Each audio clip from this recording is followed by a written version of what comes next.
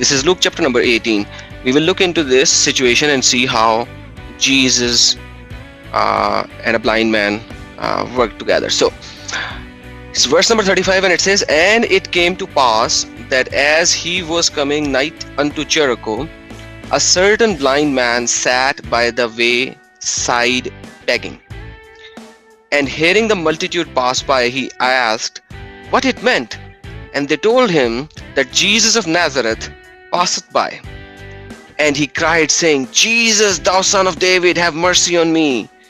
And they which went before rebuked him, that he should hold his peace. But he cried so much more, Thou son of David, have mercy on me." Like, imagine, the people are saying, shut up. People are giving him a shut up call. People are saying, stop, do not cry out loud, do not say this, do not say... Like, they are rebuking him. But he is crying out loud even more. So what happens next? That's more important. "And Jesus stood and commanded him to be brought unto him." So what did Jesus, when Jesus heard, what did Jesus do? He asked the people to bring this blind man to him. "And when he was come near, he asked him, saying, What wilt thou that I shall do unto thee? And he said, Lord, that I may receive my sight. And Jesus said unto him, Receive thy sight, thy faith hath saved thee. And immediately he received his sight and followed him, glorifying God. And all the people, when they saw it, gave praises unto God." Oh my goodness, that's beautiful. That's beautiful. That's beautiful. But obviously, when we actually go, we have to look at both of the scriptures. We actually have to see how the same kind of a situation happened with Muhammad as well. We will not go into any tafsir. We'll go into Quran directly. So this is Quran. So it says, it's chapter number 80, verse number 1. "He frowned and turned away." Who is he? The prophet. Sahih International actually puts in prophet, whereas in the Arabic there is no prophet. But anyhow, obviously we are talking about prophet. So prophet frowned and turned away. Which prophet? Obviously is Muhammad. Why did he turn away? And why did he frown? Because there came to him a blind man. So imagine, when a blind man came to Muhammad, what did he do? He frowned and turned away his face. He frowned and turned away his face. That is chapter number 80, verse number 2. This is Tafsir al-Jalalain, and it describes in a little bit more details that because the blind man came unto him, the son of etc., who interrupted him.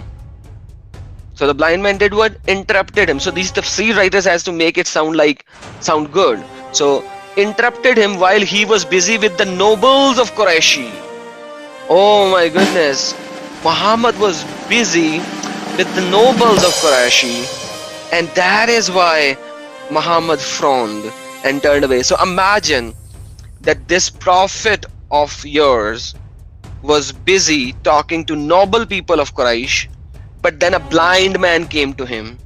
And because the blind man came to him, he was a poor blind guy, the prophet frowned, made a face, and turned away his face. Because he was speaking to nobles of Quraysh. Who is noble? That's the problem. Who's noble? The person with money? Why? What did Jesus said? When people said, "Did you will eat with sinners?" Because he accepted the invite of a tax collector. And what did Jesus said to him? "I came for the sinner. I came for the sinner." Let me look into Asbabul Nuzul. Maybe Asbabul Nuzul would have something better. So let's read what is happening. This refers to this guy that later went to this etc., the son of etc. He was calling them to Allah, hoping they might embrace Islam. So Muhammad was not talking to somebody who was already a Muslim. He was talking to some nobles, teaching them that they might become Muslims. So they were kuffar anyways. Ibn Mukhtum stood up and said, "O Messenger of Allah, teach me of what Allah has taught you." So this guy stands up and he says, "Teach me as well." He's a blind. He kept on requesting him and repeating his request, not knowing that the prophet is busy and dealing with somebody else. So imagine this sentence has another problem, because if Muhammad is speaking with somebody else, this guy is blind, not deaf. He can hear if Muhammad is talking already. So this asbabul nuzul is already in a problem by this line. So they try to make Muhammad look nice, but they cannot, because there is nothing nice about Muhammad whatsoever. Anyhow, let's read further. Signs of annoyance appearance on the face of Muhammad. Sign of annoyance because of being repeatedly interrupted. He said in himself, these chiefs will say, oh, this line is very important, you have to read that. So these chiefs will say, his followers, means Muhammad's followers, consist of only the blind, lowly people and slaves. Oh my goodness, this is disturbing. This is like this guy is trying to make sense of it, and even in trying to make sense of it, he's destroying it fully. He's destroying it fully, because the nobles will think that these chiefs nobles will say Muhammad's follower consist of only blind and lowly people, the low people, the slaves. That's what they will think, and that is why the messenger of Allah etc., frowned and turned away from him.